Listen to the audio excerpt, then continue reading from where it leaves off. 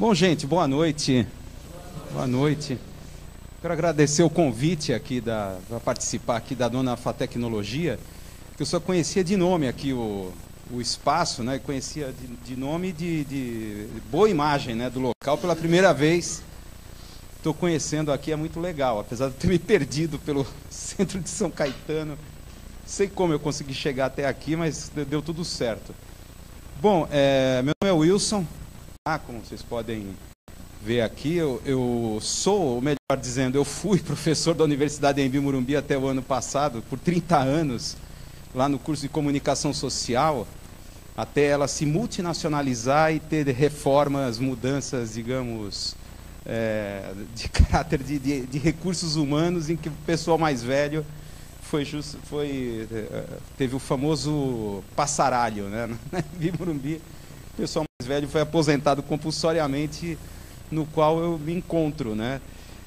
Mas eu dei aula lá na Universidade Anhembi Morumbi, nos cursos de jornalismo, publicidade e propaganda, relações públicas, por todo esse tempo, na pós também, nessas áreas, em comunicação e semiótica.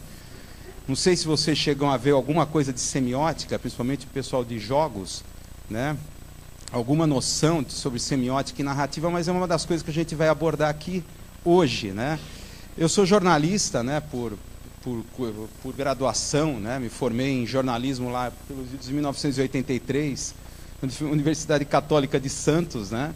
Faz muito tempo, o tempo que o Mar Morto estava apenas doente, né? Como se fala.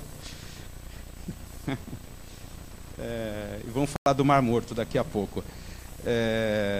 E depois eu vim para cá, trabalhei no jornal A Tribuna de Santos como repórter. Vocês devem conhecer o jornal, rádio, TV A Tribuna. Trabalhei como repórter, vim para cá e desde então estou na atividade acadêmica e por um longo tempo em assessorias de comunicação da vida e tal. E vocês vão ver aqui hoje, né, a discussão que eu vou trazer com vocês é um pouco do que foi meu projeto de mestrado, né, e também um pouco também o que é o projeto de doutorado, né? Que o meu projeto de doutorado lá em meio processos audiovisuais lá na USP, na ECA USP, é sobre uma coisa muito estranha e interessante, que é cineteratologia, a ciência dos monstros e do mal no cinema, né? Que é uma evolução do mal e dos monstros, morfologicamente falando, no cinema, e essa morfologia como dos monstros duros, né? Os monstros moles atuais, né? Vírus, zumbis e tudo mais, e como isso representa um imaginário coletivo, a época, né, e tudo mais, assim como no passado foram os grágulas, né, ou melhor, gárgolas, né, no passado, cíclopes e tudo mais. Isso é um pouco do que se chama cineteratologia.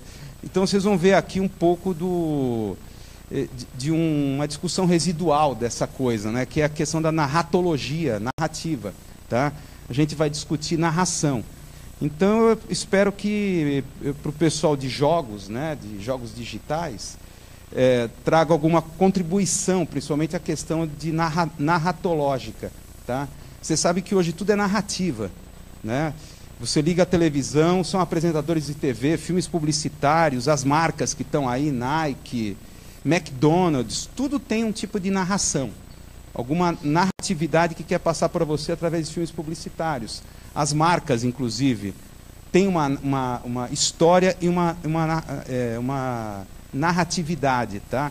Assim como vocês sabem, jogos e tudo mais, tem uma narratividade. Até um simples trabalho acadêmico, um TCC que você vai fazer, ou vocês devem ter visto em algum momento normas da ABNT, Associação Brasileira aplicada a trabalhos acadêmicos, universitários, é um tipo de narração que você vai colocar lá, tá? Tudo é narração, tá? E principalmente aqui no cinema, que a gente vai ver, o principal, no cinema, no audiovisual, histórias em quadrinhos, e espero que chegue... A gente vai tocar aqui na questão, além do Mar Morto, daqui a pouco, mas também vamos entrar na questão dos jogos, tá? Os jogos como uma metanarrativa que a gente está vivendo atualmente, tá? Então, veja bem, vamos falar, esse é o tema, transformações da jornada do herói na mitologia universal. Isso aqui vamos ver um pouco aqui o mapa de navegação. Essa fala que eu vou ter aqui com vocês, essa narração que eu vou passar para vocês, tem 4 etapas, tá? Espero que até a meia-noite a gente consiga cumpri-las. A gente vai começar primeiro com mitologia gnóstica no cinema, ciência e games. Isso vem do meu projeto de mestrado, tá? Que é filme gnóstico, cinema gnóstico. Você já deve ter ouvido falar de filmes como Show de Truman, Matrix, isso básico, né? Dark City nos anos 90. Isso é o básico do chamado cinema gnóstico. Até filmes mais recentes, um sensacional que é Reminder, que é um filme inglês independente que está aí no... acho só disponível em torrent mesmo. Nem Netflix, nem Stremio tem, só baixando em torrent nos Pirata Bay da vida, né? O que é essa? Eu adoro essas coisas. Mas esse Reminder que é sobre memória e uma série de coisas que a gente vai ver. Depois a gente vai passar para o campo da semiótica. Julius Greimas, que é um russo-francês, né, que desenvolveu a chamada semiótica da cultura, tá? Onde ele defende que tudo é texto, tudo é narrativa, né? Desde uma lenda de Cristo, né?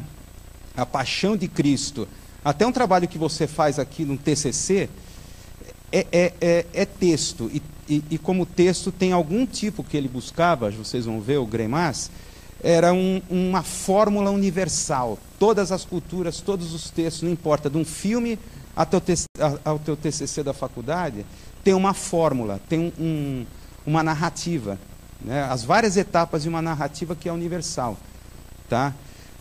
Sendo que o maior proto-narrativa que a gente tem é a paixão de Cristo, tá? Ascensão, morte e ressurreição, tá? Que vocês podem ver filmes como Matrix seguiram bastante esse tipo de coisa. E depois vamos passar aqui para a chamada jornada do herói propriamente dito.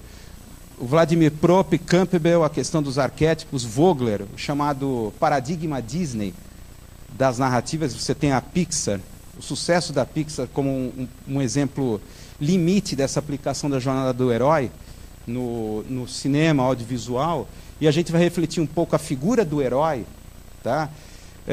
A gente tem hoje, acho que 3 tipos de herói: o herói épico, o trágico e o contemporâneo, que é o super-herói, que é da DC Comics, Marvel, que tem uma longa história, tá? Que é bem diferente dos heróis tradicionais que a gente conhece. E por último, a gente vai entrar nas mitonarrativas contemporâneas, que são as gnósticas, os filmes gnósticos, tá? Que são os 3 personagens básicos, os 3 heróis básicos da narrativa atual, que são os viajantes, detetives e estrangeiros, tá? Isso eu arrisco a dizer, pode encontrar desde cinema, histórias em quadrinhos, até games, esses tipos de personagem, né? E como usuário do game, ele pode ser enquadrado como ou um viajante, ou um detetive, ou um estrangeiro, tá? Então é o seguinte, a gente está falando em gnóstico. O que é gnosticismo atual? Não sei se alguém já ouviu falar desse termo. Provavelmente você já deve ter ouvido falar de agnóstico, mas não gnóstico, né? Que, em rápidas palavras, né? Você é bem rápido nisso, que é bem profundo. Ali está uma definição, é um conjunto de seitas sincréticas, combinando ideias cristãs, neoplatônicas, mistérios pagãos que surgiram no início da era cristã, tá? São as chamadas seitas sincréticas, que vocês podem ver que floresceram no Egito, Síria, Grécia, foram perseguidos pela Igreja Católica, porque essas chamadas seitas gnósticas, é um nome muito amplo, é um guarda-chuva, de uma série de seitas que passaram a ter uma leitura alternativa de Cristo, tá? Que leitura é essa? Uma leitura bem diferente dos 4 evangelhos canônicos que estão na Bíblia, tá? Uma visão bem diferente. Isso ganhou força no século XX com a descoberta dos evangelhos do Mar Morto e de Nag Hammadi no Egito. Isso foi nos anos 40, sendo que Nag Hammadi, em 1945, coincidiu com o fim da Segunda Guerra Mundial e a explosão da primeira bomba atômica, o que foi um evento sincrônico espetacular, né? Sendo que Nag Hammadi teve aspectos de Indiana Jones, né? Porque foram encontrados dentro de jarros de um vendedor, né, de relíquias, encontrados esses papiros, tá? Muito antigos, dentro desses jarros, que eram versões alternativas do Evangelho, novos evangelhos que nunca tinham ouvido falar, de Judas, de Maria Madalena, com uma visão totalmente, radicalmente diferente do que a gente vê nos evangelhos canônicos. Que visão é essa? Em rápidas palavras, que visão é essa alternativa que foi descoberto? Os gnósticos Primeiro, eles têm uma cosmogonia. Cosmogonia quer dizer, de onde isso tudo surgiu? De onde surgiu o cosmos? Tá? Para eles era o seguinte, nós estamos presos aqui. Nós, seres humanos, estamos presos. Adoramos um Deus que, na verdade, é um Deus falso, é um demiurgo, como ele chamava. Esse termo é platônico, demiurgo. Na verdade, esse Deus criou esse mundo para nos prender e nos mantém prisioneiros, do qual temos que escapar. Ocasionalmente são mandados para cá aeons para tentar nos alertar de que a gente tem que sair daqui. Jesus teria sido um desses aeons, tá? Essa mitologia do aeon, não sei se já viram de Aeon Flux, né? Cientologia é um pouco, a cientologia é um pouco de a busca de autoajuda, autodescoberta. Se vocês pegaram o Sense8, não sei se alguém está acompanhando essa série, o Sense8, dos irmãos Wachowski, tanto Matrix, Destino de Júpiter e a série Sense8, trilha por essa mitologia gnóstica. Somos prisioneiros. Tá, mas por que esse cara, esse demiurgo, nos prende aqui? Para tirar de nós aquilo que no filme Matrix mostra aquela pilha Duracell, não sei se vocês lembram do Morpheus, para tirar a energia de nós. Tá? Essa energia, isso é uma longa história, complicadíssima nos evangelhos. Os chamados evangelhos apócrifos, né, que foram descobertos e hoje já foram totalmente traduzidos. Quem se interessar, está traduzido em português, os evangelhos, a biblioteca de Nag Hammadi, uma editora daqui de São Paulo, da Vila Madalena, vou lembrar depois, mas isso é fácil, pela internet, dá um Google, você acha tudo. Mas eles querem tirar energia, a fagulha de luz espiritual dentro de todos nós. Com essa energia, mantém tudo em funcionamento. E como a gente vai fugir daqui? A partir da gnose. Aí é uma coisa complicadíssima que tem a ver com autoconhecimento e descobrir dentro de nós aquilo que nos ligaria com as nossas verdadeiras origens, que é o que eles chamavam de pleroma, a verdadeira divindade, tal. Ou seja, esse universo é decadente, são anjos decaídos. Você já deve ter visto essa narrativa em algum lugar, em algum filme. Show de Truman, coitado do Truman preso num reality show que ele acha que é a realidade. E vem toda aquela discussão dos gnósticos de que tudo isso que a gente vê é uma ilusão perpetrada por esse demiurgo para nos prender aqui, né? É fascinante. Esse tipo, se você for a fundo na narrativa, mito-narrativa gnóstica, é fascinante, hollywoodiana e cinematográfica. Por isso que a partir de 1995, a partir de um filme chamado Dead Man, do Jim Jarmusch, não sei se já ouviram falar desse filme, Dead Man com o Johnny Depp, né, como protagonista, é um western muito estranho, esquisito, um western espiritual. A partir desse filme de 95, parece que produtores, roteiristas se interessaram por mito-narrativa gnóstica. E você vem até hoje, A Origem e vários outros filmes como os dos Wachowski, né, O Destino de Júpiter e agora o Sense8, que é a evolução dessa discussão da mitologia gnóstica. Os roteiristas se interessaram por isso. Então tem uma cosmogonia e uma filosofia. Se você for olhar a mito-narrativa gnóstica, ela tem quatro mitos básicos que você vai localizar nesses filmes. Primeiro, o mito do demiurgo. Esse demiurgo pode ser alienígenas, como, por exemplo, Dark City, não sei se alguém já viu esse filme, Cidade das Sombras, em que um protagonista está dentro, os seres humanos estão numa cidade, que sempre é noite, e, na verdade, tudo aquilo foi montado, é cenográfico, por alienígenas que querem descobrir o que nos torna humanos. São alienígenas que estão em extinção, é uma coisa assim. Eles precisam tirar da gente aquilo que nos faz se tornar humanos para eles conseguirem viver mais, alguma coisa. Então, tem uma cidade toda montada, é muito legal esse filme, é de 96, se não me engano, Dark City. Tá? Mito do demiurgo. Mito da alma decaída, a ideia de que, por exemplo, nós somos manipulações genéticas de alienígenas. Quer dizer, o ser humano, vocês devem ter visto 2001, Odisseia no Espaço, aquele monolito negro que aliens conseguiram transformar o macaco em um ser racional até chegar a Júpiter e o homem se defronta com o seu próprio criador. Você vê Prometheus também, e agora o Alien, a continuação, né, do Alien lá de 1979, é a mesma coisa, o homem indo em encontro do seu próprio Criador e ele sofre uma profunda decepção. Né? Em Prometheus, isso vocês devem ter visto, é evidente.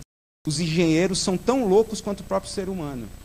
Né? Criam aquele alien para destruir a própria criação deles, é uma coisa louca. Mas a espécie de que o ser humano é um mito, é uma alma decaída. Todos nós somos exilados. A gente não é daqui. A gente sente nostalgia de alguma coisa que a gente perdeu e não sabe o quê. Daí o tema da memória, como esse reminder, assim, que é muito legal, eu exorto vocês a ver esse filme. Quer dizer, o homem perdeu a memória por um acidente e ele tenta reconstituir a memória dele como a Amnésia de 2000, do Christopher Nolan, que é sensacional. Sempre essa coisa de que perdemos algo, temos que recuperar. O mito do Salvador, aí Matrix, o personagem Neo, tá? Sempre alguém que vai nos salvar, nos tirar daqui, não no sentido salvador, no sentido católico. Aí a grande diferença da leitura bíblica da gnóstica. Cristo veio aqui para salvar de nós mesmos, nos salvar dos nossos pecados. Já os gnósticos falam o contrário. Não, Cristo veio para tentar nos salvar, para tirar daqui. Né? O problema não é a gente, é a criação que já é decaída. Não sei se vocês estão sentindo que isso é altamente herético. Não precisa dizer como os gnósticos foram perseguidos durante toda a história. Os cátaros na França foram dizimados. Foi um dos maiores genocídios da história que ocorreu na França, né, com os cátaros, que foi um dos grupos gnósticos, e perseguidos durante toda a história. Né? Ironicamente, agora reaparece essa mitologia em Hollywood. Né? Muitos fazem uma leitura de que isso é satanismo, conspiração, Illuminatis por trás, né, de Hollywood, querendo criar uma mensagem ateia para as massas, para se revoltar contra a igreja, a Deus e tudo mais. Isso é... E o mito do feminino divino, tá? Que é o mito de Sofia. Quer dizer, o principal salvador, aquela que inspira o protagonista, é uma mulher. Tá? A Trinity, no Matrix, vocês devem lembrar, é quem inspira Neo. Aliás, Neo só ressuscita por causa do amor dela. Né? Que é a ideia de que é característica dos filmes gnósticos, as mulheres são sempre aquelas que inspiram o homem ao autoconhecimento para se libertar de uma determinada situação. Né? Isso é comum, né, nos filmes baseados em Philip K. Dick. Não sei se já ouviram falar desse escritor, autoproclamado gnóstico, de ficção científica, com muitos filmes, desde Blade Runner. Né? Blade Runner foi o primeiro, acho que, adaptado cinematograficamente às obras. Mas, enfim, isso aqui, por que eu vou tocar nisso daqui? Isso aqui parece complicado, mas tem a ver com a mitonarrativa que a gente vai abordar mais na frente. Os gnósticos pensaram o seguinte: como é que a gente cai fora daqui? Tá, estamos presos aqui, vamos fazer o quê? Vamos se matar? Né? Vamos se matar para a gente sair daqui? Não adianta, porque se você se matar pela roda de Sansara, isso é muito budista. Né? Das sucessivas mortes e reencarnações, nós estamos presos aqui. Né? Não adianta morrer, você vai voltar. Ou o que é pior, né? Você vai para o outro lado, na verdade é uma simples continuação dessa. Não tem outro lado, não tem lado de fora. Né? Enfim, Basílides pensou no seguinte: a primeira é o estado de suspensão, a primeira forma de fugir para alcançar a gnose, a iluminação interna, espiritual. Silêncio. Tá? O silêncio interior. Isso lembra muito a ideia dos mantras, das filosofias orientais. Silêncio interior a tal ponto que você silencia seu próprio corpo. O Clube da Luta, não sei se vocês já viram esse filme, ali é o silenciamento do corpo através da porrada mesmo, da porrada. Somente silenciando o corpo, vamos dizer assim, a mente, o espírito pode se libertar, ou ali é bem radical. Né? O detetive, que é a ideia do Valentim, que é a paranoia. O segundo estado alterado de consciência para alcançar a gnose, paranoia.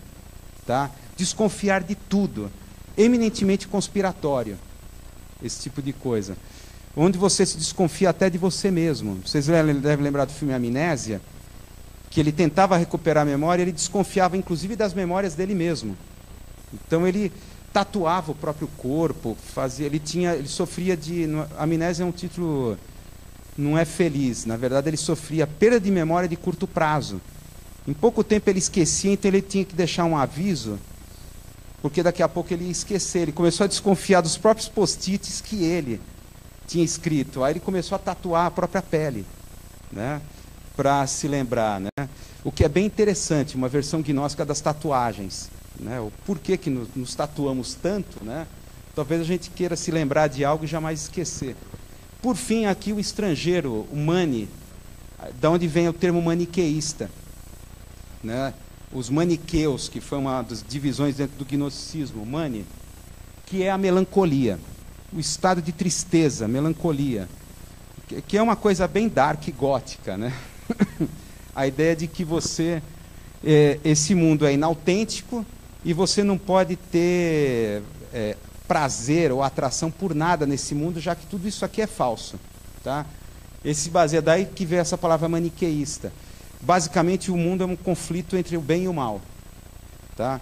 É uma luta que não tem conciliação, né? Enfim, depois a gente vai seguir. Esses 3 estados alterados de consciência vai produzir os 3 protagonistas, os 3 heróis básicos da cinematografia atual. O viajante, o detetive e o estrangeiro, que a gente vai ver mais à frente. O gnosticismo, agora bem rápido, como é que ele chegou até a modernidade? Do início da era cristã, século II, III, como conseguiu chegar até aqui? Como eu falei, foi perseguido, a maçonaria também entra nessa forma de manter a filosofia hermética no underground do poder do Império Católico, né?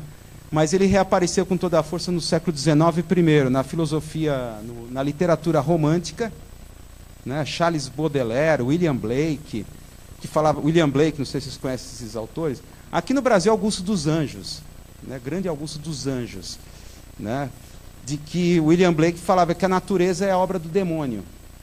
Quer dizer, a natureza não é boa, isso aqui é queda, é decadência, estamos presos nela. No século XIX, Madame Blavatsky, a teosofia, todo aquele boom, é interessante isso, para quem estuda ciência, é interessante o boom da descoberta do eletromagnetismo, da eletricidade, paralelo às mesas girantes, o espiritismo, teosofia, a explicação do espiritismo, fenômenos mediúnicos como eletromagnéticos, né? E tudo isso, Allan Kardec, foi um amálgama ali no século XIX que deu força às ideias gnósticas. Até chegar a Nikola Tesla, não sei se alguém já ouviu falar de Tesla, né? Que morreu sozinho num quarto do hotel em Nova York. Dizem as teorias conspiratórias que o governo norte-americano levou todos os escritos dele, financiado por J.P. Morgan, até sacarem que ele estava querendo era outra coisa, era energia livre. E aí deram cabo do coitado Nikola Tesla. Mas o Tesla ele tem uma abordagem de uma energia livre que corre pelo mundo, tá? Que isso tem uma procedência alquímica da filosofia hermética e que não é necessário fios, né? Ser conduzido ou tolhido, né? Ou como é que é? Circunscrito, fechado ou conduzido para depois você cobrar, mas ela é livre, está pelo ar e a Terra é um grande condutor de energia, tá? Claro, ele pagou com a vida essas descobertas, né? Enfim, continuando, aqui chega nas ciências. O interessante é como o gnosticismo, antes de chegar nas narrativas de HQs, cinema, começou pela ciência. Você tem aqui esse autor, o Theodore Roszak, foi um dos primeiros textos sobre o Vale do Silício. O que animava aqueles geeks? O que anima os geeks do Vale do Silício? Tá? Os nerds, né? Como fala, os geeks do Vale do Silício. Segundo eles, toda a revolução do LSD, computadores pessoais, passa uma ideia gnóstica de você transcender através do cyberespaço, transcender o próprio corpo. Isso muitos historiadores e pesquisadores chamam de tecnognosticismo, tá? Sabe, um dia, alguns filmes já discutem, Ex Machina e muitos outros, tá? Que agora me foge da memória, mas veja o meu blog. Daqui a pouco vamos falar do meu blog. Veja o meu blog, tem todas essas informações. Mas a ideia é de que você um dia vai conseguir fazer um upload final da tua mente, abandonar o corpo e viver no cyberespaço da informação, no céu. Tá? O Jaron Lanier, não sei se vocês conhecem foi o criador do conceito de realidade virtual. Ele é um dos pesquisadores do Vale do Silício. O Jaron Lanier, ele fala que existe essa religião, é sério, isso não é coisa de sci-fi. É um projeto sério e, na verdade, tudo que o Google está fazendo, digitalizando o que nós pensamos, escrevemos, digitalizando o livro, a biblioteca inteira da humanidade, todas as criações artísticas do mundo, isso não é para nós, é para uma inteligência artificial. Né? Isso já foi colocado explicitamente por pesquisadores. O Jaron Lanier, é claro, ele se coloca numa posição crítica e temerosa diante desse avanço da inteligência artificial. Não é para a gente ler, é para essa inteligência artificial. Toda essa coisa de Big Data que vocês estão vendo, que está sendo as redes sociais, a gente tá de graça dando informações nossas, pessoais, nas redes sociais. O que antes se pagava uma fortuna em pesquisa, né, hoje eles conseguem minerar de graça. A gente está dando tudo para eles, tudo. E não é para as grandes empresas, né? É para uma inteligência artificial gigantesca. Tá? Aquele filme Transcendência com o Johnny Depp, não sei se vocês já viram esse filme. Transcendência é um dos filmes que, em cima desse alerta, dessa possível inteligência artificial que poderia sair fora do controle. Mas é o que se chama o tecnognosticismo. E, atualmente, isso é que é mais louco e que converge aqui com jogos digitais. A ideia de que a confiança que muitos físicos e matemáticos estão tendo, que o universo é finito, e não é infinito, tem fim. Se ele tem fim, pode ser um game de computador. Ou seja, a gente está dentro de um game gigantesco de alguns extraterrestres. Alguns falam que somos nós no futuro que estamos manipulando esse game onde nós já estamos. Tá? Aqui vocês têm esses nomes. A hipótese da simulação desse filósofo e matemático da Universidade de Oxford, o Nick Bostrom, tá? Que ele fala de um tipo de inteligência descorporificada, que ela não é, o cérebro seria apenas mais um dos suportes dessa inteligência. Tá? E essa inteligência estaria dentro do próprio game de computador. Não sei se alguém já viu o filme O 13º Andar. Não sei se alguém já viu. É um Matrix mais cabeça. É um Matrix mais filosófico, com menos luta. Tá? O 13º Andar é interessante porque é um filme de 1999 e meio que antecipa essa agenda científica que está sendo discutida hoje. São desenvolvedores de jogos que trabalham numa grande corporação na Califórnia, lá em Los Angeles. Então eles criam um mundo simulado da década de 30, com personagens e tudo mais. Até que esses personagens começam a ficar sencientes. Tá? Eles começam a se tornar autônomos. Tá? E alguém no mundo real é assassinado. E aí suspeita-se que foi algum personagem lá dentro desse mundo que de alguma forma conseguiu sair de lá.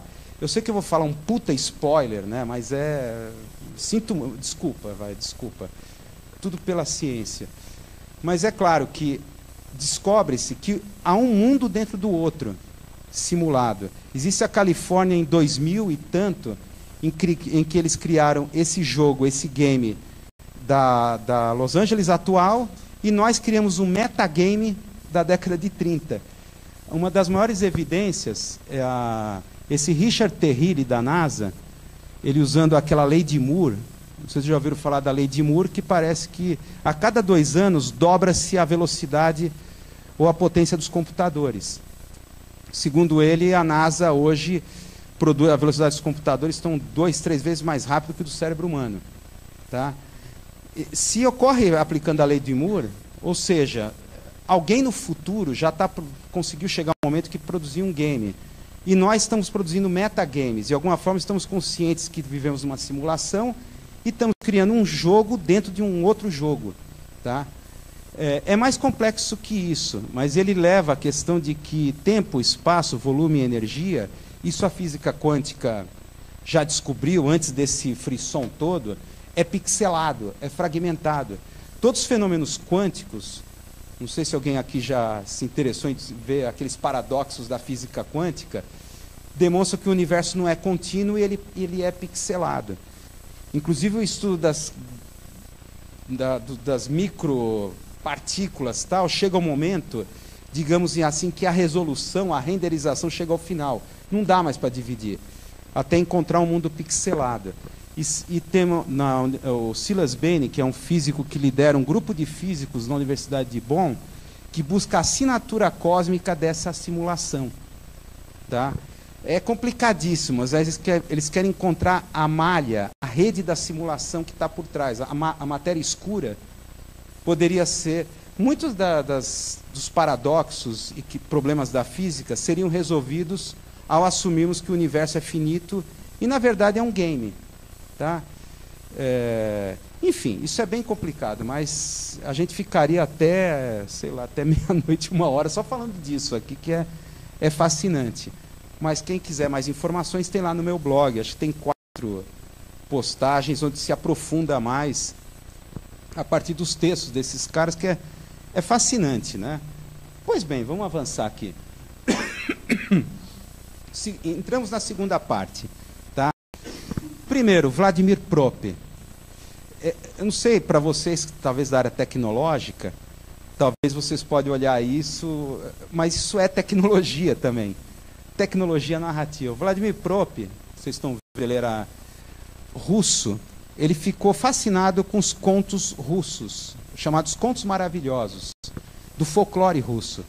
Então ele conseguiu buscar um texto único, uma característica única em todos esses contos, que depois a Walt Disney conseguiu trabalhar, a velha Walt Disney, né? Branca de Neve, Mowgli, Bambi, foi baseado em cima disso. Sim.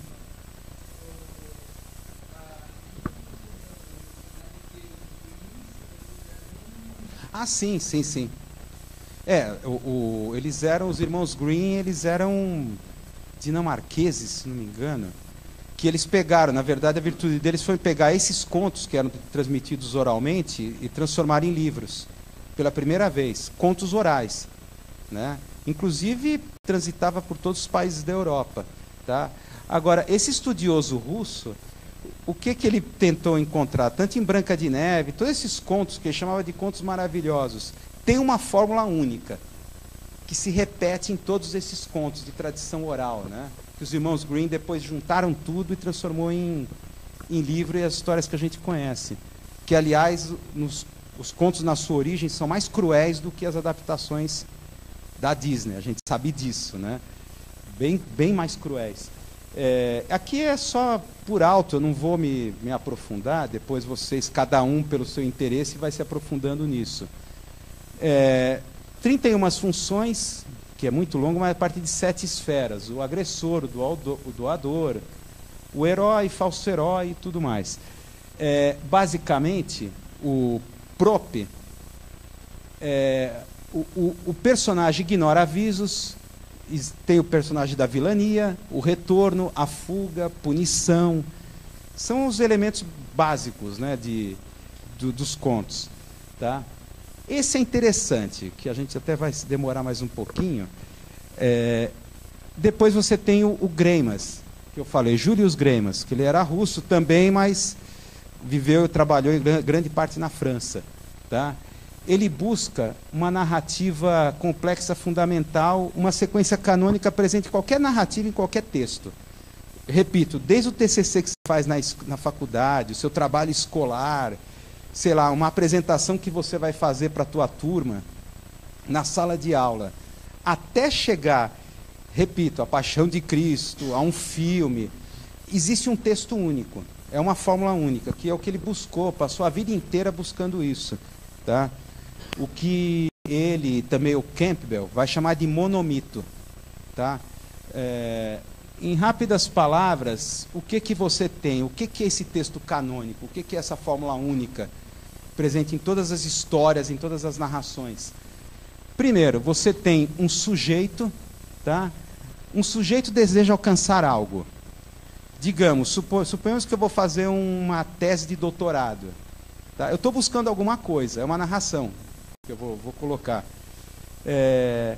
Na jornada é ajudado por alguém. Alguém vai te ajudar a buscar essa coisa. Quem vai me ajudar? Um monte de autores que eu vou pegar. Autores que eu penso como eles vão me ajudar a alcançar esse objetivo.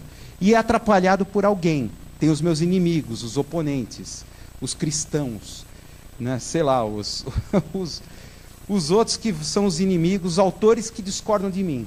E eu tenho que enfrentá-los. Tá?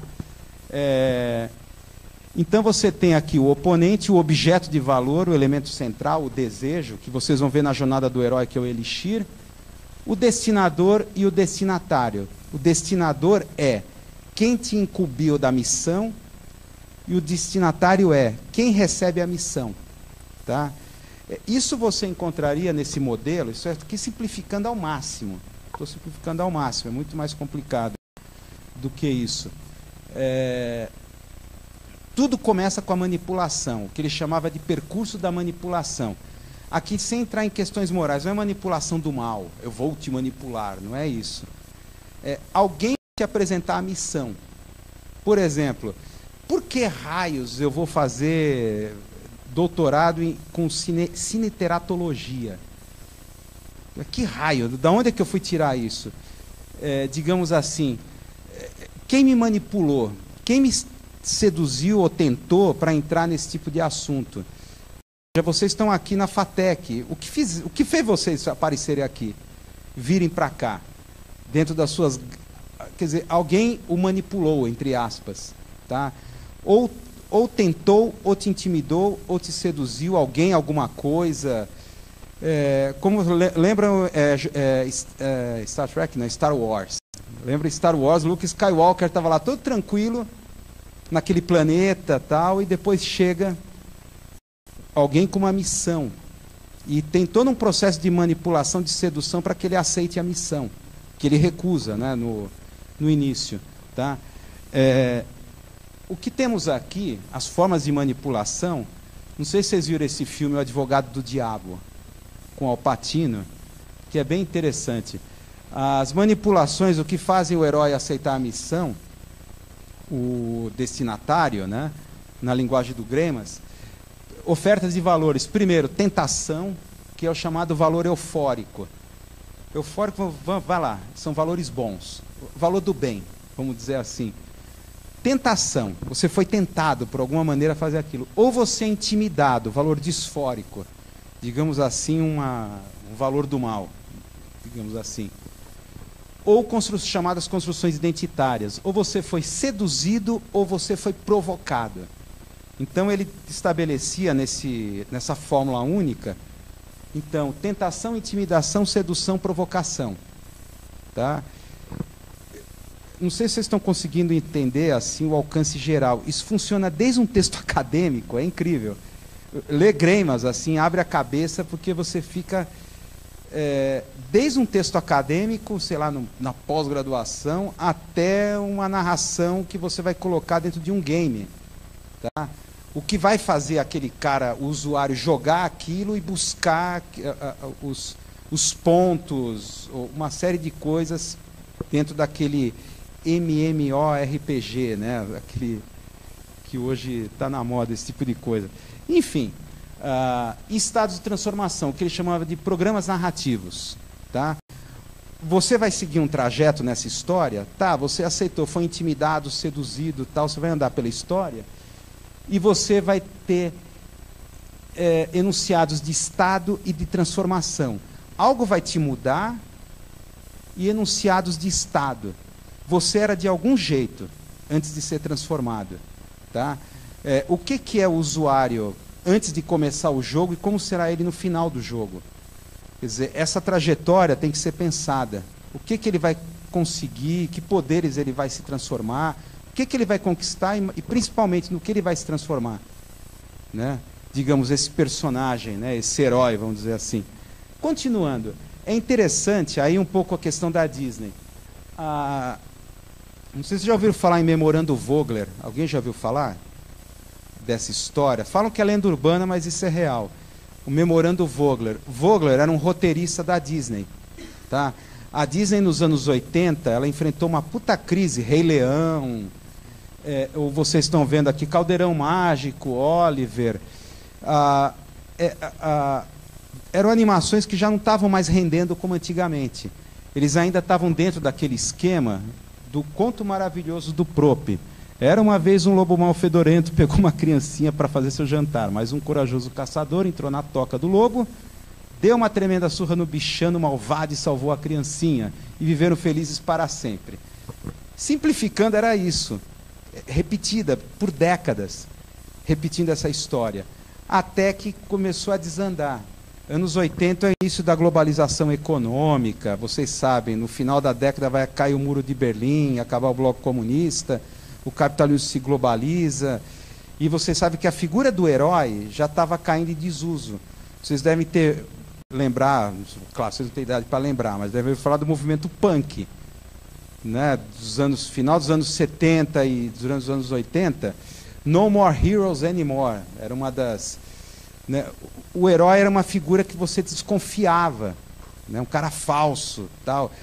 E isso fez a Disney começar a repensar. Esse Christopher Vogler, ele era da equipe de roteiristas e ele tinha sido aluno do Campbell.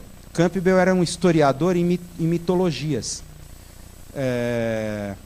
E o que ele fez? Ele pegou todas as ideias do Campbell, da jornada do herói, o caminho que o herói faz numa história até conseguir o elixir e a transformação.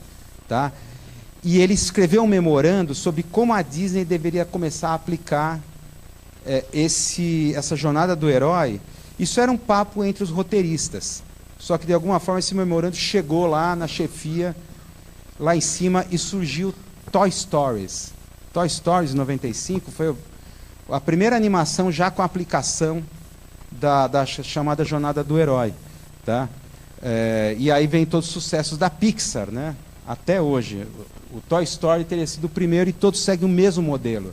Não dá tempo aqui para a gente começar a destrinchar e ver como essas animações todas que vocês estão vendo é aplicado assim os pontos de viragem, a divisão em 3 atos. Você sabe que no primeiro ato tem uma pinça, chamada pinça, que vai ser recuperada no segundo ato, que cria uma outra que se recupera no terceiro ato. É um negócio matematicamente calculado. O ponto de viragem resulta em em torno de 1 hora do filme, o ponto de viragem.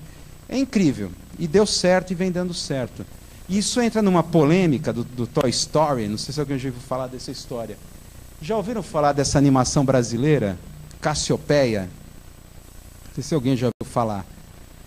Que foi lançado quase simultaneamente com Toy Story.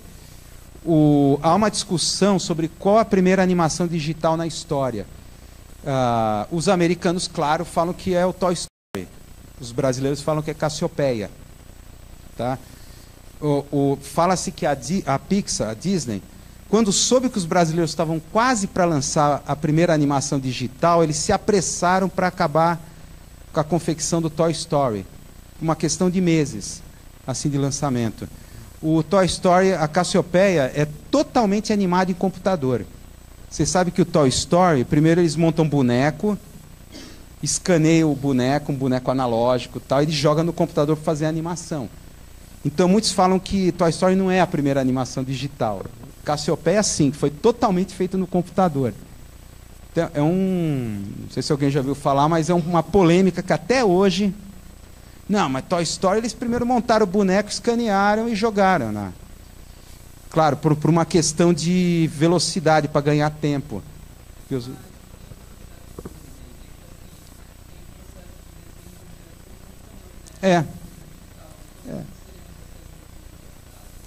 O próprio desenho. Não, o desenho, claro, não é feito em papel, né? Tal. Até talvez faça um rascunho, mas é feito no computador. Mas eles começam, pelo menos o processo do Toy Story, a partir de bonecos modelados, né, reais, para depois ser escaneado. Claro que hoje o processo já não é mais assim, mas foi, por isso essa polêmica. O Cassiopeia foi totalmente desenhado no computador, feito todas as etapas. É interessante, quem tiver a oportunidade de ver essa animação, é bem interessante. Enfim, a jornada do herói. Tá? Eu quero passar um vídeo aqui para vocês, um pequeno vídeo, que eu estou falando de Campbell, Jornada do Herói. Esse é um vídeo rápido, de poucos minutos, só para... O pessoal de jogos já chegaram a ver isso? Jornada do Herói e tal. Só para... Vamos ver aqui esse vídeo, só que tem que apagar a luz aqui. Isso aqui vai dar para ver? Apaga aqui na frente para ficar mais legal. Vamos ver esse vídeo que explica melhor do que eu. Vamos ver aqui.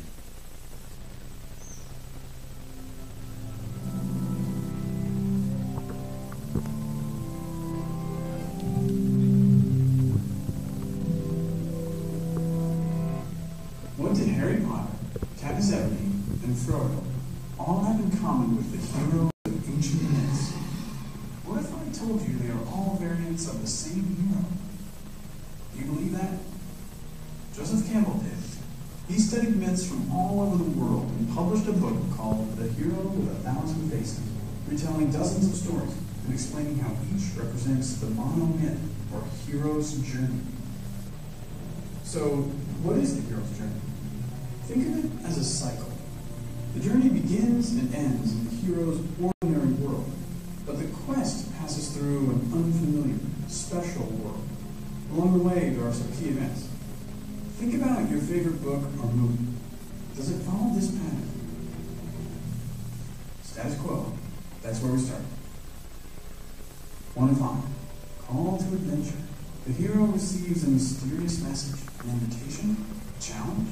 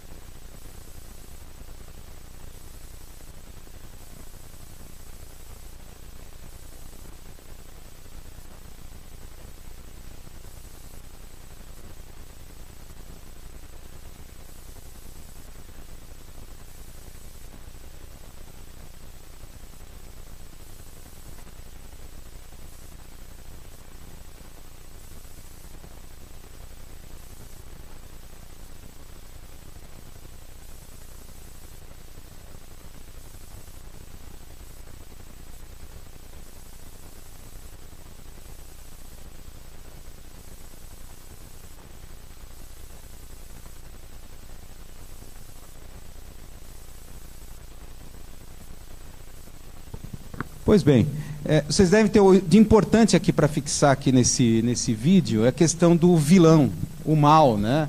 Na verdade, aí entra um ponto da releitura gnóstica da Jornada do Herói. Na verdade, o vilão, já está dentro de nós, né?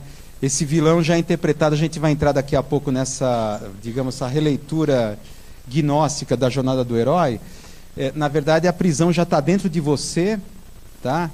E, na verdade, quando você vai enfrentar o chamado vilão, vai enfrentar a si mesmo, seus maiores medos, fraquezas e tudo mais, que é a principal interessante da Jornada do Herói.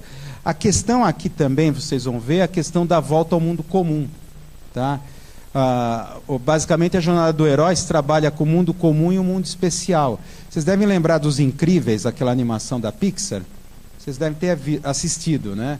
Do Senhor Incrível, né? Os Incríveis. Que tem a casa dele, a família, o trabalho, o tédio, a rotina que o contém, e tem aquela ilha, né, para onde ele vai, que é um mundo maravilhoso, um mundo especial, e depois ele volta, né, para enfrentar um monstro no lugar o lugar comum, tá? Essa divisão entre o mundo comum e o mundo especial, a ideia de que você anda, se transforma e volta para da onde você surgiu, é uma das questões mais questionadas nas narrativas gnósticas. Quer dizer, nas narrativas gnósticas, na verdade, o mundo comum já é aquilo que te prende, tá? E você, ao se transformar, vai questionar o próprio mundo real. Porque o mundo real, na verdade, é uma ilusão, o mundo comum, tá? Apenas, digamos assim como os games de computador, o argumento lá dos cientistas, nós criamos games porque já vivemos dentro de game, tá? Assim, não sei se estão entendendo o alcance disso. Assim como a gente faz brinquedos de carro de bombeiro que existe no mundo real, também fazemos jogos como uma espécie de metanarrativa da nossa própria condição, tá? Isso é interessante, Mas vamos avançar aqui. Personagens arquetípicos. Aqui não é o espaço para a gente aprofundar, seria necessário um workshop. Mas se você pegar todos esses filmes, fica mais fácil analisar as animações da Pixar, porque são muito esquemáticas. Basicamente, vocês têm esses personagens. O herói, o mentor, o guardião do limiar, o arauto, o camaleão, Sombra e o pícaro. Tá? O pícaro. Esses são... não sei se alguém já ouviu falar de Jung, psicanalista. Ele trabalhava com a noção de arquétipos. Nós temos dentro de nós todos esses arquétipos. Já devem ter visto carta de tarô. O tarô, na verdade, são arquétipos. Nós temos todos eles dentro de nós. O que dá a nossa personalidade é que um desses aflora mais que os outros. Basicamente, a personalidade é quando um arquétipo se sobrepõe aos demais. Tá? Essa narrativa é tão hoje generalizada que até gestão de marca trabalha em cima disso. Claro que isso aqui é muito simples. Atualmente, as gestões de marcas e a publicidade trabalham com 12 arquétipos. O normal, o antenado, tem vários arquétipos. E número de, digamos, mais informações no meu blog. No meu blog tem mais informações sobre isso. Em número de 12. A Nike trabalha com o arquétipo do herói. E assim por diante, uma narrativa. O pícaro, não sei se esse nome é meio estranho, pícaro. O pícaro é o amigo engraçado do herói. É o chamado alívio cômico na história. Todo Dom Quixote tem um Sancho Panza, que o acompanha na jornada. O herói, ele é muito idealista, ele vive nas nuvens. Eu vou fazer acontecer. O pícaro faz o herói meio que cair na real, para evitar que o excesso de idealismo se volte contra o próprio herói. Então ele baixa um pouco na terra. É interessante você analisar esses tipos. Agora, mais interessante é a questão do herói. As mutações do herói, até chegar ao super-herói. Hoje a gente vive a era dos super-heróis. Tá? Isso aqui é uma coisa séria, né? Desculpe politizar a história, principalmente quando um juiz chamado Sérgio Moro se coloca como super-herói. Não ele, coitado, mas o pessoal faz até boneco dele como super-herói. Aí você começa a pensar um pouco o que é essa questão de super-heróis. Se você pegar a história do herói é uma coisa antiga. vem lá da Grécia da Antiguidade. No teatro da Antiguidade, você tem o herói épico e o herói trágico. Tá? Vocês estão vendo ali, aqui tem muita letra, mas sintetizando, o herói épico é o intermediário entre os deuses e homens. Hércules, Perseu é um dos exemplos. Tá? Ele é guiado por ideias nobres, com atributos necessários para superar problemas de dimensões épicas, liberdade, fraternidade, sacrifício, moral e tudo mais. E tem o trágico, é aquele que encontra um infortúnio pelos seus próprios erros, mas ele é estoico e nobre o suficiente para suportar os efeitos do seu próprio erro como um aprendizado.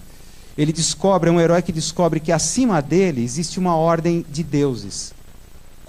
Contra isso ele não pode ir além. Vamos dizer, um limite. O herói trágico, ele descobre seu próprio limite. Tá? O que temos hoje é o super-herói, o que é muito grave. Muito grave, né? São aspectos ético e moralmente problemáticos. Porque o super-herói seria aquele considerado amoral. É o super-herói amoral. Tá? Ele tem característica messiânica e de destino manifesto. Tá? Alguém lhe concedeu um destino, uma missão que está acima do bem e do mal. Não sei se alguém já ouviu falar de Nietzsche. O Nietzsche foi um dos primeiros a criar o conceito de super-homem, tá? Que seria o homem do futuro. O homem do futuro seria aquele que viveria além do bem e do mal, acima do bem e do mal. Ele achava que o bem e do mal constrange, prende o homem. São conceitos morais religiosos. Acima do bem e do mal, o que tem? A justiça e a verdade. Tá? Então, o homem do futuro, o super-homem, luta em nome da justiça e da verdade. O problema, o coitado do Nietzsche, ele não tem culpa. Mas você sabe que uma propaganda, uma técnica de propaganda no século XX, explorou ao máximo esse conceito, que foi a propaganda nazi. Os nazistas, os primeiros a criar o conceito de super-herói. Tá? Que é complicado isso daqui. O heroísmo do super-herói está na proporção direta da ausência de culpa. Né? Em nome da justiça e da verdade vale tudo. Você já deve ter ouvido falar que James Bond tem licença para matar. Ele é o modelo de super-herói. Dane-se, quer dizer, a gente vai matar milhões de judeus, paciência, efeito colateral. Não temos culpa porque a gente está em nome da justiça e da verdade. Então a gente pode tudo. Licença para fazer qualquer coisa. Esses super-heróis, na propaganda, nos cartazes de propaganda nazi, são os primeiros, esses traços bem gráficos, né? As primeiras representações gráficas de velocidade, em histórias em quadrinhos, em cartazes de propaganda que vocês estão vendo, tem muito algo do futurismo italiano que foi incorporado nos cartazes de propaganda nazi. Você sabe que a Marvel Comics, num esforço de contra-propaganda, absorve esse conceito dos super-heróis nazi, inclusive não só o conceito, mas o traço, o desenho. Como vocês estão vendo lá o Doutor Fantástico, ou melhor, desculpa, o Doutor Estranho.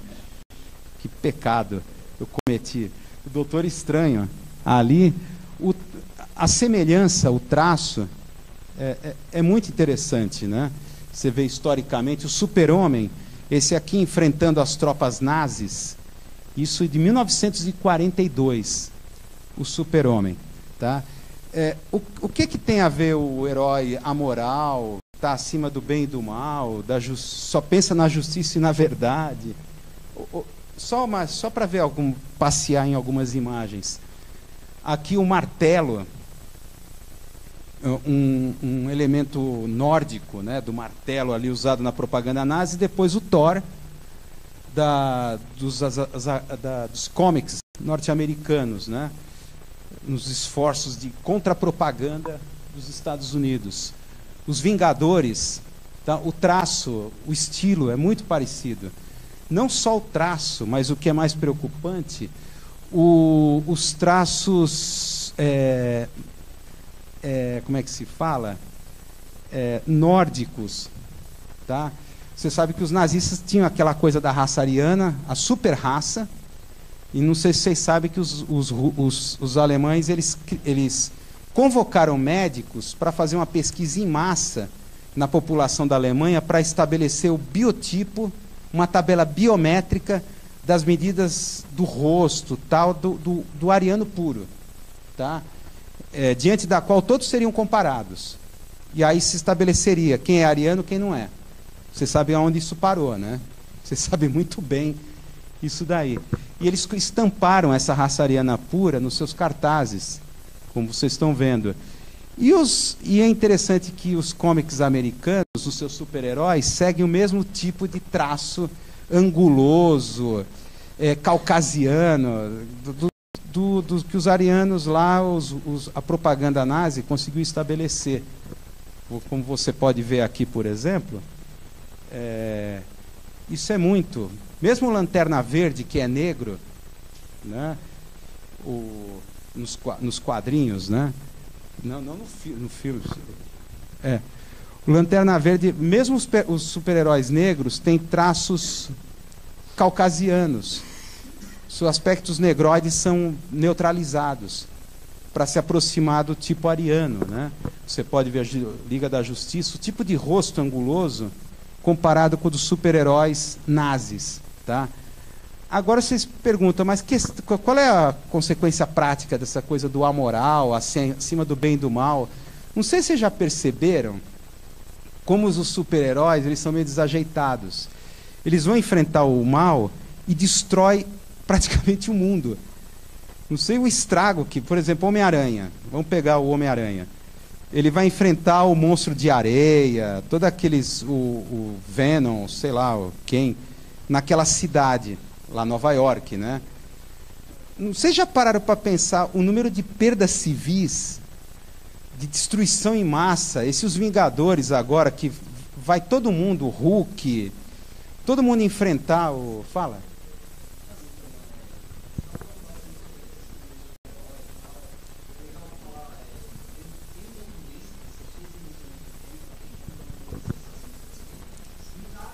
Aham.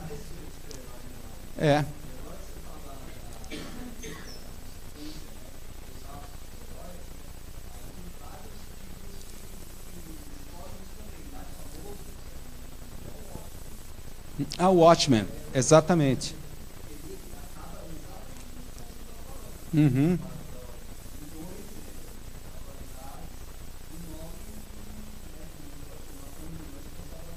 Pois é. Como também o exército norte-americano fala isso, de perdas civis como efeitos colaterais, né?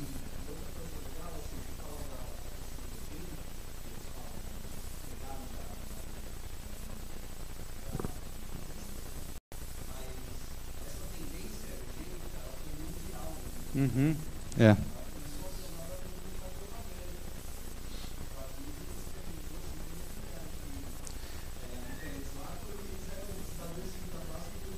Pois é, foi o primeiro país a adotar medidas de eugenia, foram os Estados Unidos, antes da Alemanha.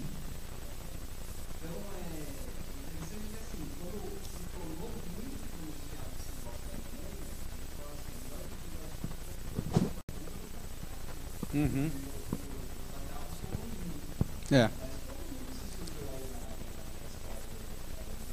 Não. Mas vamos fazer um alívio cômico aqui. Vamos ver um vídeo, trecho desse filme. Alguém já viu esse Team America? Team America. É interessante que vocês devem conhecer, né? Que é uma crítica a essa moralidade dos heróis, dos super-heróis, né? Que vamos ver o trecho, é só a abertura, que é a cena de Paris, que é impagável, da luta do Team América contra os terroristas vilões em Paris. Vamos ver aqui só o trecho do filme. Vamos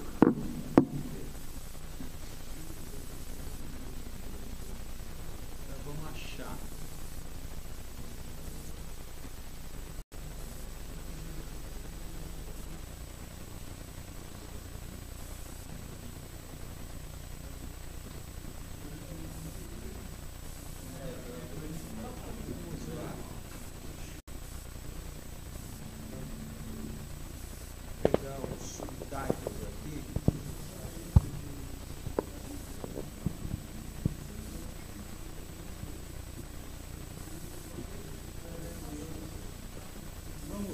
só a abertura para exemplificar essa moralidade dos super-heróis.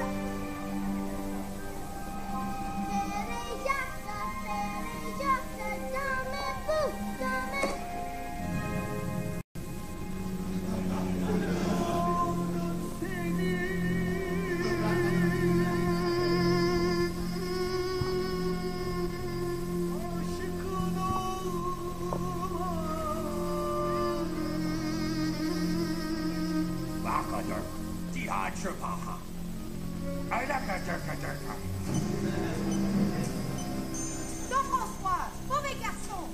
Regardez, maman, on me laisse en justice. Mon Dieu!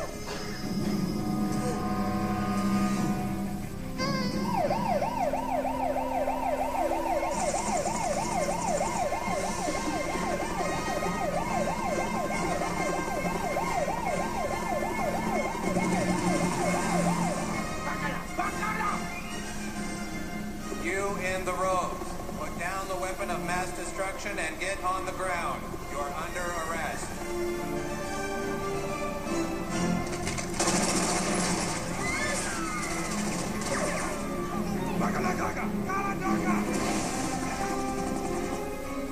Put down your weapons now! Why can't they ever do this the easy way?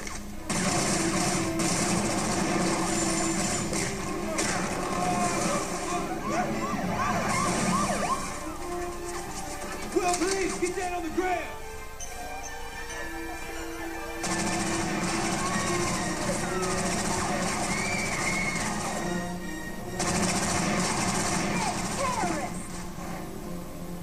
Terrorize this.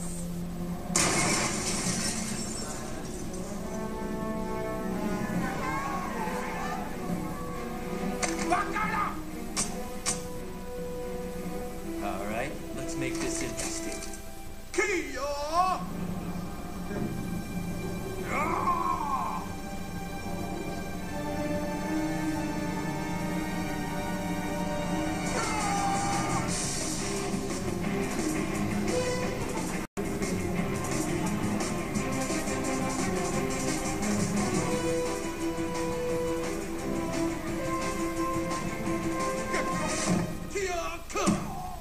You lose.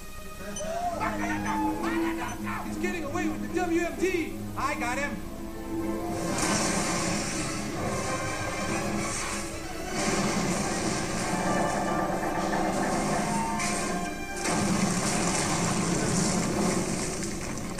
Damn, I missed him.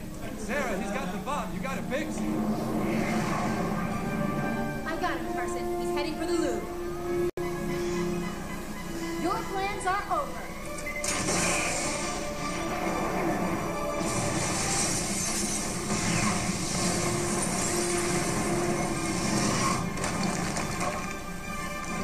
All right, Sarah! Yeah! All right, team! Get to it.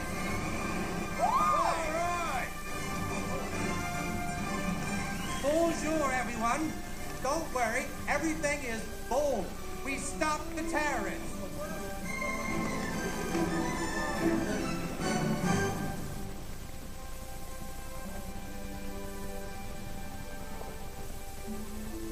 I was doing a lot of thinking on the ride over here. Oh, yeah? About what? I was thinking that I want you to marry me. Don't joke about that. Who's joking? Joe to Sarah. Looks like we may need to order up a wedding cake. You finally caught the question? Lisa, you're an amazing woman and a damn fine cop. And I want to spend the rest of my life with you. Oh, Carson. Carson.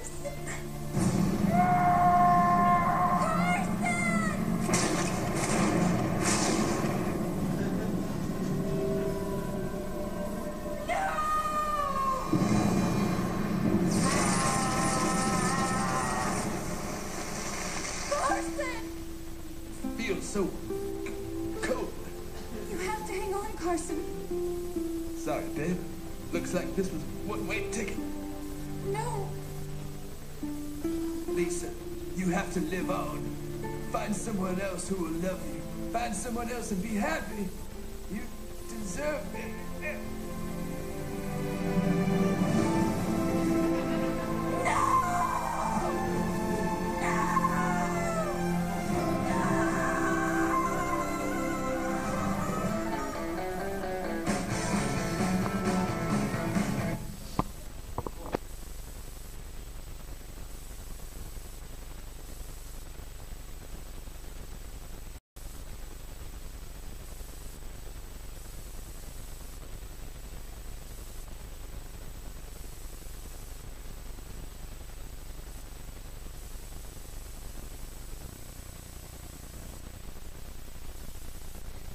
Bom, eu coloquei esse filme, né, para exemplificar essa questão do super-herói. É bem exagerado, né, mas é nesse sentido a amoralidade.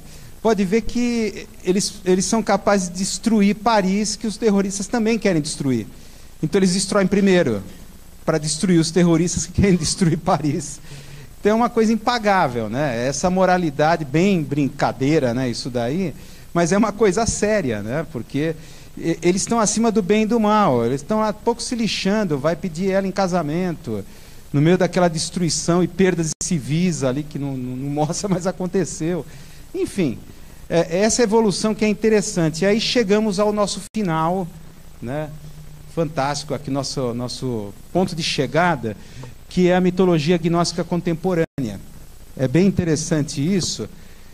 Essa figura do herói, do ponto de vista dessas metanarrativas gnósticas, que eu falei que a partir de 95 o filme gnóstico, Hollywood começa a se interessar por toda essa mitologia e tal. São três fatores, entre muitos estudiosos, do qual eu me incluo, né, que muitos se perguntam, mas de onde vem esse apio gnóstico, essa ideia de você começar a interpretar game como a própria textura do real, de ser um game, ou tudo isso aqui ser uma grande ilusão, né, perpetrada contra nós e tudo mais. São três fatos que parece que marcam o século XX e marcam inclusive a cultura pop e marcam inclusive a cultura de jogos, na minha opinião. São três fatos reais que aconteceram, né? Primeiro, a figura do deserto. São três fatos que a gente vai ver que ocorreram no deserto que é mítico, o deserto de Nevada, nos Estados Unidos. São três episódios que marcaram, né? Isso cria uma mitologia do deserto que está muito presente nos filmes, tá? Filmes, sci-fi pós-apocalípticos, desde o Planeta dos Macacos. Não sei se vocês conhecem o clássico de 1968. Ali você tem um ponto de inflexão onde começam os primeiros sci-fi distópicos, né? Chegamos ao futuro, que é pós-apocalipse, e nada daquilo de bom aconteceu, né? Por exemplo, primeiro, a bomba H, a explosão da bomba atômica, ou depois a bomba de hidrogênio.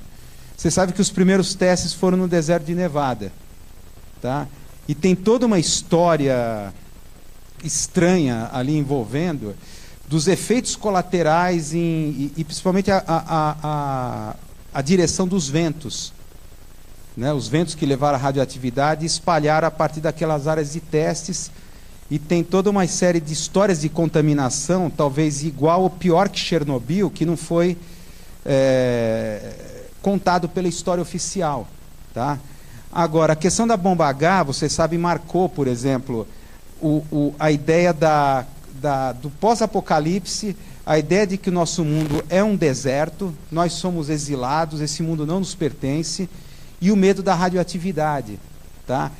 Marcado pelo aquele sci-fi B dos anos 50, aranhas monstruosas, o monstro da bomba atômica, formigas gigantes. Não sei se vocês já viram esses sci-fis B dos anos 50, são sensacionais, né? Mas está ali o medo da radioatividade, da contaminação e o mundo que a gente vive que não é nosso. Isso aqui é um gigantesco deserto, hostil. Digamos, um mundo criado por um Deus que não nos ama. Tá? Isso foi o primeiro episódio que marca aqui a cultura do século XX e agora o século XXI. Segundo episódio, o incidente na Área 51. Tá? Roswell, vocês já ouviram falar disso? Provavelmente os ufólogos, a mãe de todas as teorias da conspiração, a Área 51. Tá? Vocês devem lembrar da história que um objeto teria caído no deserto de Roswell. Tá? A Força Aérea Americana esteve presente no lugar, ganhou manchetes locais e teria recolhido destroços, inclusive os alienígenas que estavam nesse aparelho que caiu. E foram levados para onde? Para a Área 51. A polêmica Área 51, que Independence Day mostra que o presidente nem sabe o que ocorre lá, no filme Independence Day. Né? Isso cria esse apelo conspiratório, a paranoia. A paranoia é uma das coisas que marca a cultura pop do século XX e um forte elemento gnóstico. Então, recapitulando, primeiro o deserto e a bomba atômica. A ideia de que um mundo hostil, de alguém que não nos ama. Tá? Segundo, a teoria conspiratória. Não só a teoria da conspiratória, mas uma percepção, um sentimento que a gente tem de que a gente está imerso em algum tipo de conspiração que a gente não sabe o que é.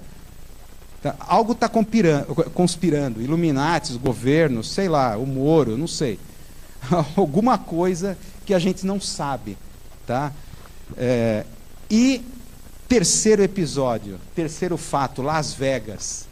Las Vegas, você sabe, de novo, o deserto de Nevada. Tá? Bomba atômica, Área 51, Las Vegas. Tá? Não sei se vocês conhecem a história de Las Vegas. Né? Vocês conhecem que, na verdade, é uma cidade artificial criada por um gangster, foi idealizada por um gangster chamado Bugsy. Não sei se alguém já viu esse filme, com Warren Beatty, Bugsy, que foi um gangster que ele era muito diferente nos anos 30, 40, diferente dos demais, porque ele não era low profile, ele queria ser ator de Hollywood. Imagina um gangster querendo ser estrela de cinema. Ele era muito aparecido, né? Muito Robert, né? Como se dizia. Tal.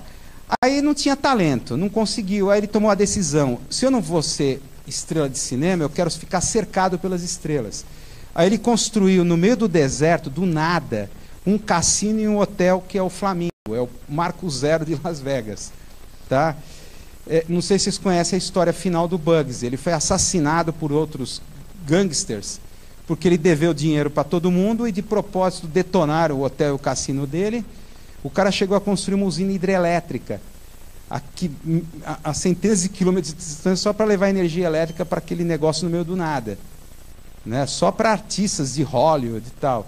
Dali surgiu Las Vegas. Las Vegas é a primeira cidade que vive em função do jogo, dos jogos de azar. Sexo e drogas. Quer dizer, tudo aquilo que Deus odeia, supostamente. Sexo e drogas e jogos de azar. Uma cidade que vive exclusivamente em função disso.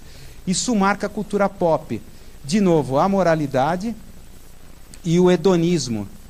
O curtir apenas um instante. Esses 3 episódios, não sei se vocês estão entendendo, marca assim a cultura pop e traz esse apelo gnóstico que vai resultar na narrativa gnóstica, que é recuperada pela indústria do entretenimento atual.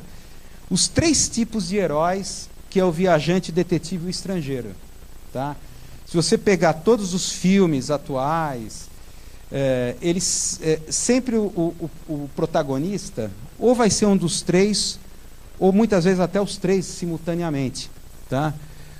O Viajante, o Detetive e o Estrangeiro, tá? Que são metáforas, tá? Que são criadas. Não sei se vocês já viram esse filme Medo e Delírio em Las Vegas, de novo com o Johnny Depp. Né? O Viajante, o homem de lugar nenhum. Tá? É interessante que o viajante é um cara que é até bem sucedido profissionalmente. Não é viajante no sentido ao pé da letra.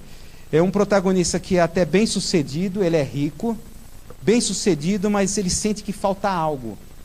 Falta alguma coisa na minha vida, não sei o que é. Tá? Não sei se alguém já viu aquele filme Vidas em Jogo, que é de 1997, que mostra um personagem, um milionário que vive numa... Ele é rico, podre de ricos, mas a sua vida é vazia, ele sente falta de algo que não sabe o que. Até que o irmão dele, né, dá um presente de aniversário muito especial, que é um cartão de uma empresa de recreação misteriosa. Parece uma conspiração Illuminati, essa empresa. Parece algo assim ligado àquele último filme do Kubrick, De Olhos Bem Fechados. Tá? Só que ele vai entrar sem saber numa espécie de roleplay game, num jogo, que vai transformar a vida dele e virar pelo avesso. Ele não sabe mais o que é real, o que é o jogo. O jogo encaixa na própria vida dele. É um RPG.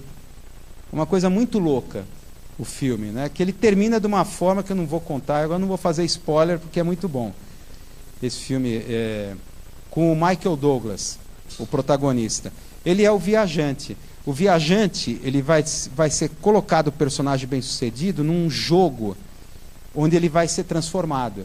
Esse jogo pode ser literal, como esse, no caso do RPG, um roleplay game na própria vida dele, ou um jogo, caso de Matrix, por exemplo. Não sei se vocês lembram que Neo era um técnico de TI até bem sucedido, e ele é colocado, forçado a entrar num jogo que o Morpheus vai... Todo aquele jogo onde se faz download de práticas de luta marcial, até ele se transformar interiormente. Né? Essa é a figura do viajante. Você tem o detetive, o viajante está ali, o Matrix e o Michael Douglas, né? No filme Vidas em Jogo, né? The Game, o título em inglês. O detetive, não sei se vocês já viram o filme Ilha do Medo, com o Leonardo DiCaprio, é o típico personagem. O detetive, muitas vezes é um detetive propriamente dito. O Reminder, que eu citei, esse filme agora independente, super bom, o cara perdeu a memória, mas ele vai investigar suas próprias memórias, ele quer recuperar, porque ele sabe que tem um mistério, um enigma, alguma conspiração por trás dessas memórias esquecidas. O detetive é tirado do filme noir. O filme noir é uma das primeiras incursões do gnosticismo no cinema. Aquele filme de detetive, Humphrey Bogart, não sei se vocês já ouviram falar, de que ele vive num mundo em pedaços, é um mundo de neblina, chuva, e ele tem que descobrir algum mistério naquele mundo. Mas sem ele saber, o mistério se liga a ele mesmo. Ele não sabe que ele faz parte do próprio mistério que ele está tentando descobrir. Tipo o Advogado do Diabo, é bem isso, e outros filmes, mas principalmente a Ilha do Medo é aquela ideia máxima da teoria conspiratória. Há uma conspiração, eu tenho que descobrir o enigma, aí eu sem saber que no final desse enigma a coisa volta-se contra você. Você faz parte, né? Você não é um objeto externo. E por último aqui, digamos, o estrangeiro. O estrangeiro é interessante, é aquele cara que, não sei se alguém já viu o filme Veludo Azul, Blue Velvet, não sei se alguém já viu esse filme, mas veja, que é o melhor exemplo.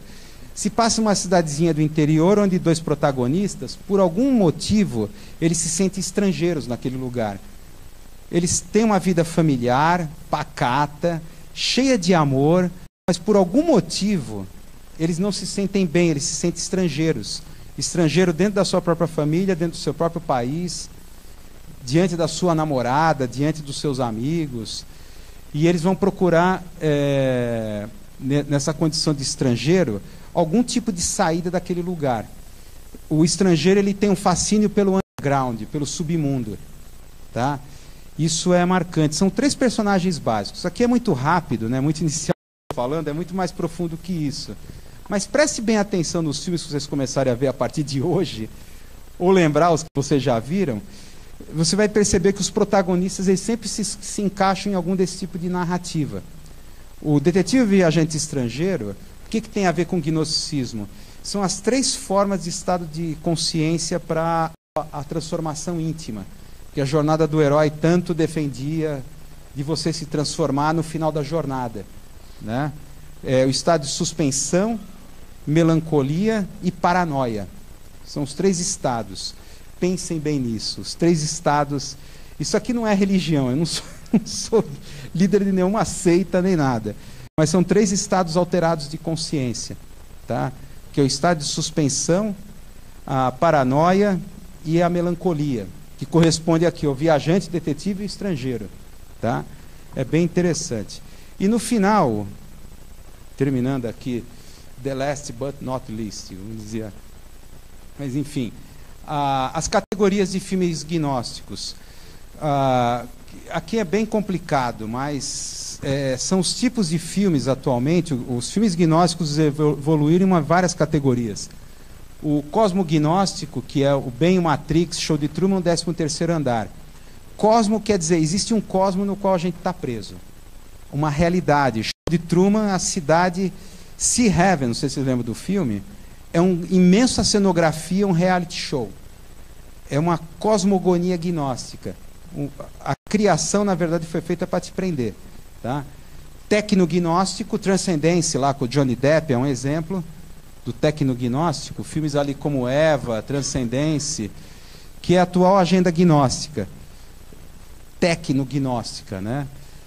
De você alcançar a imortalidade transformando a tua alma em bytes, digamos, escaneando ou digitalizando sua própria alma, para transformá-la em informação. Lembra o que eu estou dizendo, Jaron Lanier fala que isso é a religião do Vale do Silício atualmente, isso é sério. Não é sci-fi, segundo ele, o Jaron Lanier. Essa questão da imortalidade está por trás, estaria por trás dos geeks do Vale do Silício. Isso daí, o que se transformou numa religião tecnológica. Tá? O Jaron Lanier tem um livro traduzido aqui em português, que é Você Não É um Gadget. É uma crítica à cultura dos aplicativos que ele faz. É bem interessante esse Você Não É um Gadget. É bem legal. O psicognóstico, a prisão agora não é mais cósmica, está dentro da tua cabeça. Você está preso em memórias, preso em sonhos, como esse filme A Passagem, que é o melhor exemplo, em que tudo passa dentro da cabeça dele após um acidente. Mesmo o Ilha do Medo tem esse componente astrognóstico. O que é o astrognóstico? Tipo, não sei se alguém já viu o filme do David Bowie, O Homem que Caiu na Terra, esse clássico dos anos 70, né, de que um alien, mesmo o ET, ele é bem a ideia de que o ET, coitado, é um exilado involuntário aqui nesse mundo. Tipo, é uma metáfora da própria condição humana. Até que ponto eram os deuses astronautas, não sei se vocês conhecem toda essa mitologia, que no fundo tem essa alma gnóstica, né, de que nós no fundo somos exilados. Até os espíritas têm os exilados de capela, tem um livro, tem muito essa coisa nós não somos daqui, viemos das estrelas. E algo nos prende aqui, né? E por último, cronognóstico, filmes que manipulam o tempo. Trabalha com o tempo. O tempo é a prisão. Tá? A entropia, a ideia de que a grande falha cósmica, por exemplo, o filme Senhor Ninguém, alguém já viu esse filme? O filme Senhor Ninguém, que é bem interessante, né? De que o tempo isso para o gnosticismo, o tempo é a grande falha cósmica, da qual o próprio demiurgo está preso. Por que a falha cósmica? Porque o tempo produz entropia, né? Tudo tende à entropia e desordem. Por isso que o demiurgo necessitaria da energia nossa e nos aprisionaria aqui nesse mundo. Porque a entropia é o grande mal, digamos, da criação. E o que produz entropia é o tempo. A flecha, a seta do tempo, passado, presente e futuro. Tá? Olha, isso é muito louco. Isso dá uma puta discussão que não é o espaço aqui ainda. Né? Só um workshop para a gente discutir aqui e passar um dia inteiro sobre isso daqui. Bom, era isso que eu tinha a passar para vocês, né? A gente pode abrir para perguntas, alguma dúvida, algo que vocês... Bom, só para terminar aqui, eu estou falando tanto do blog, eu acabei não falando do... Mais informações... Ah, tá, isso aqui são os exemplos.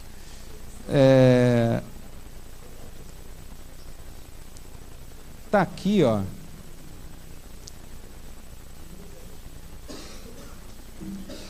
Tá aqui.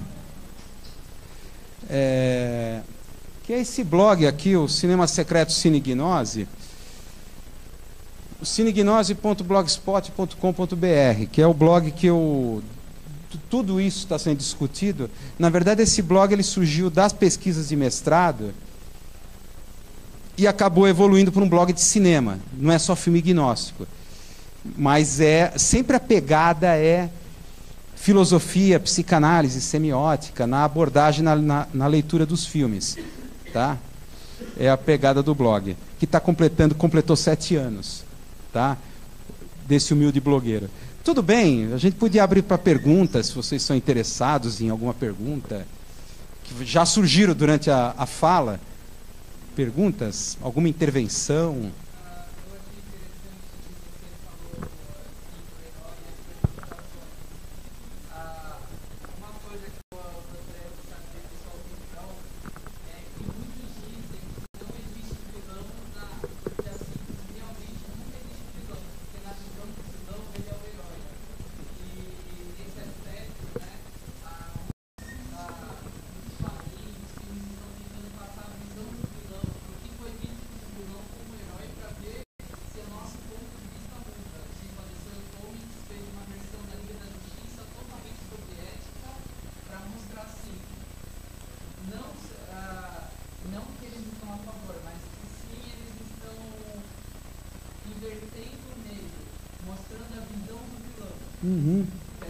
Não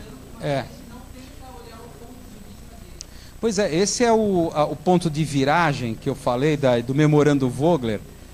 O que era lá o esquema do conto maravilhoso, do conto de fadas, que é a vilania contra o herói, o bem contra o mal, né? A pegada lá da Pixar, se você perceber bem, é de que o vilão nada mais é do que as fraquezas do herói. É a sombra, é o conceito de sombra do Jung, né? Do arquétipo. Todos nós temos uma sombra.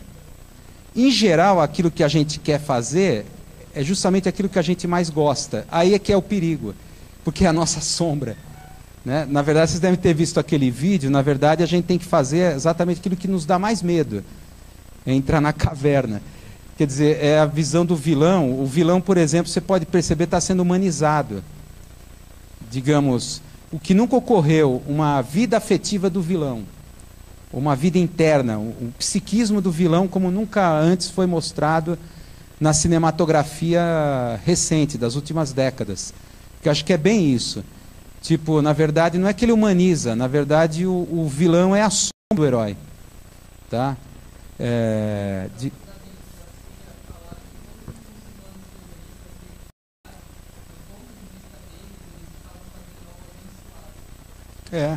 Agora é interessante, até você pode falar, enquanto isso a propaganda política é maniqueísta.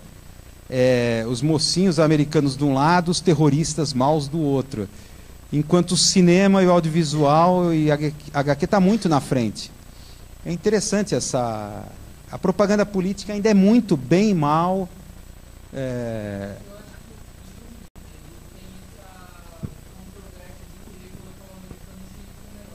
Uhum.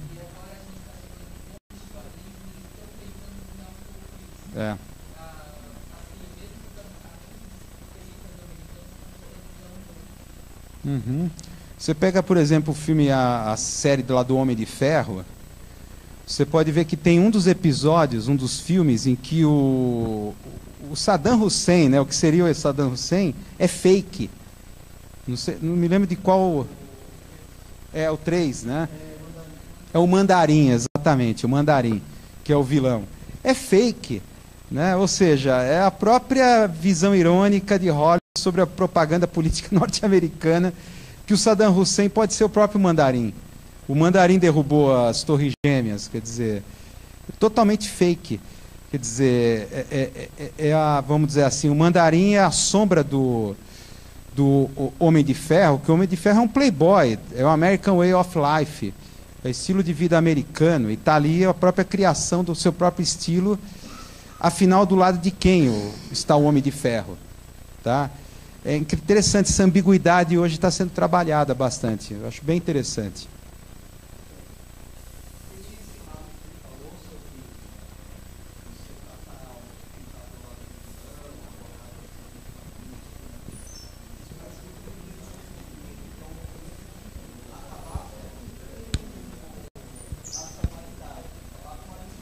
Uhum.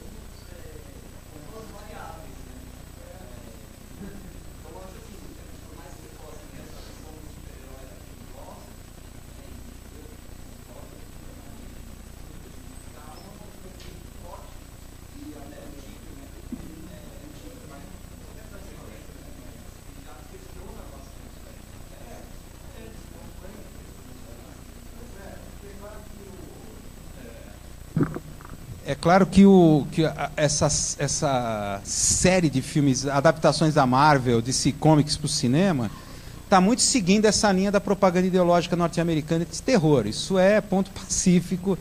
É a leitura que eles fazem do super-herói, que se coaduna com a propaganda política norte-americana, né? Agora, esse outro lado mais humanizado, tal, você vai encontrar nessa pegada agnóstica, essa releitura. O que é importante salientar mais, pegar essa questão da jornada do herói e mostrar essa aspecto da transformação, né? E o herói como sombra. Que eu dou aula de estrutura de roteiro, né? Estrutura de roteiro para o pessoal de comunicação. É difícil, às vezes, o roteirista entender até que ponto, como você tem que humanizar o vilão. Você tem que pegar o vilão, construir o personagem do vilão a partir das fraquezas do herói. Né?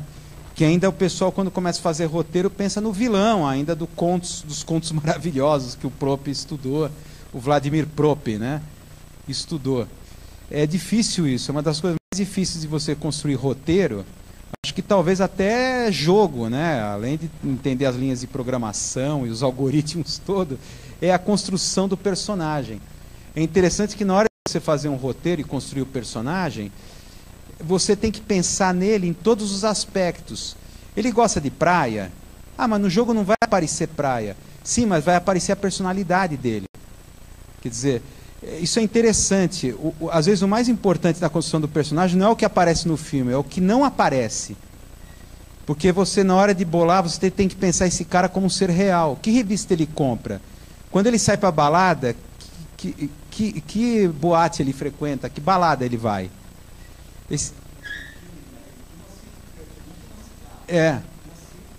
Pois é, nos mínimos detalhes. Mesmo que não vai aparecer no filme, isso vai determinar linhas de diálogo. Isso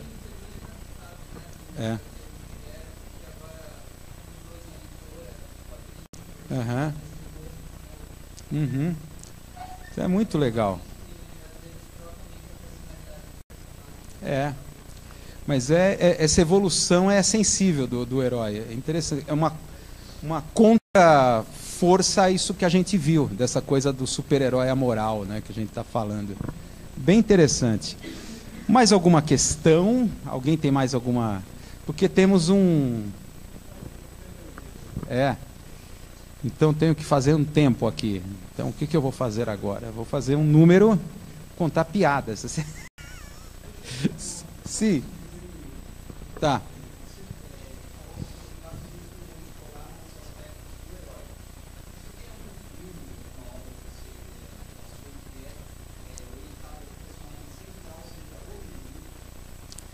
Não,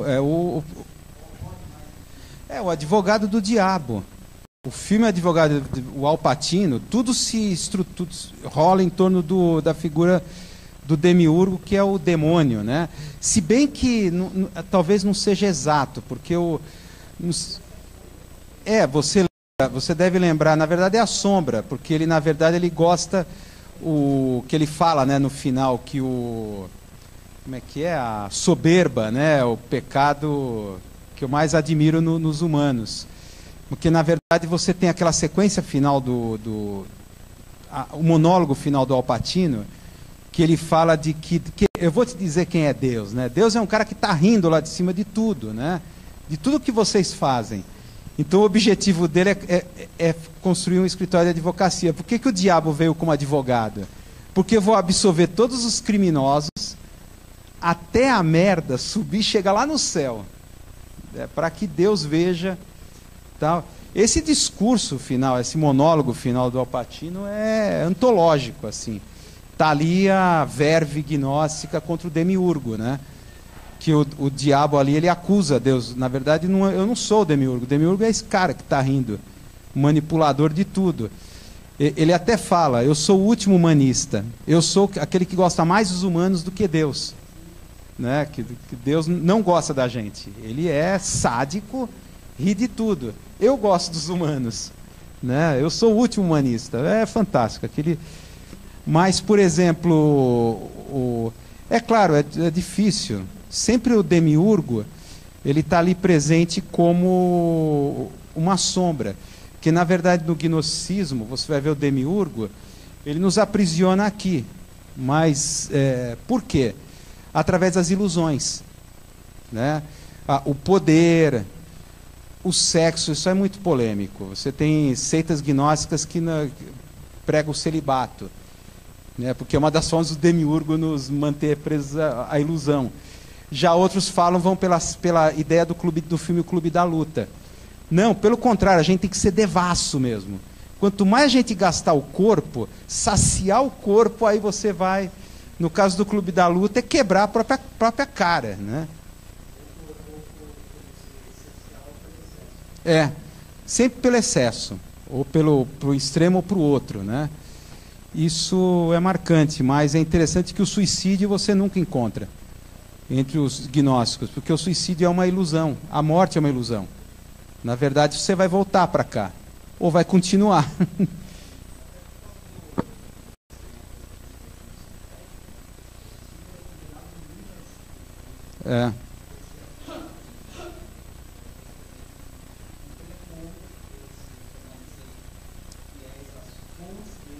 Uhum.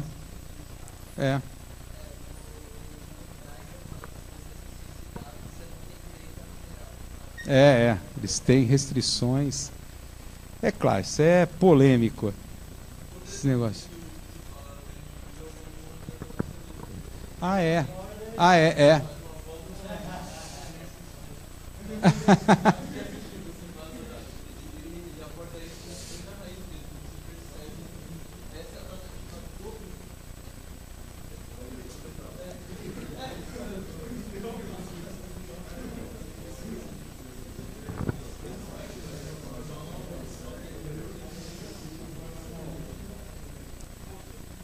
Então, mais alguma questão aí que possa ser levantada aqui para a gente fazer um tempo, antes de eu fazer um show de mágica?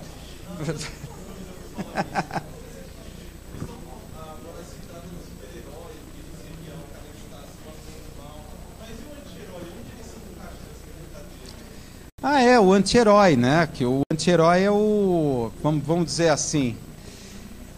É interessante que é a própria incorporação do vilão, da sombra nele mesmo. Você pode ver nos anos 70, Taxi Driver, com com o Robert De Niro, Um Estranho no Ninho, sabe? Uma série de filmes dos anos 70. Foi a década que mais explorou anti-heróis.